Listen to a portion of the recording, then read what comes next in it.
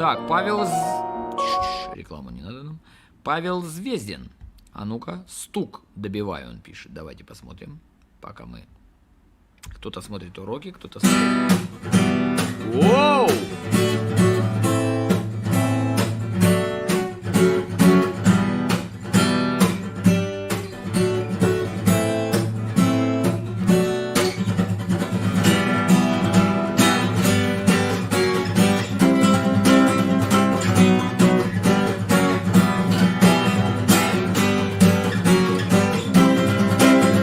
Щетка.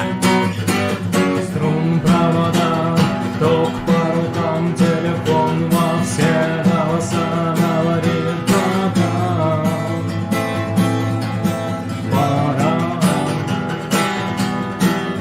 И пальто на гвозде, шарф в рукаве и перчатки в карманах шепчут подожди до утра. До утра. Но странный стук зовет дорогу. Может, сердце, может, стук в дверь.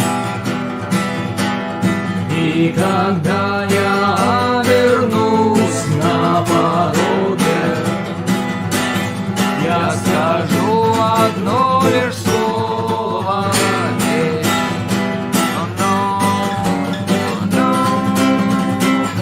Четко. Павел дальше идет.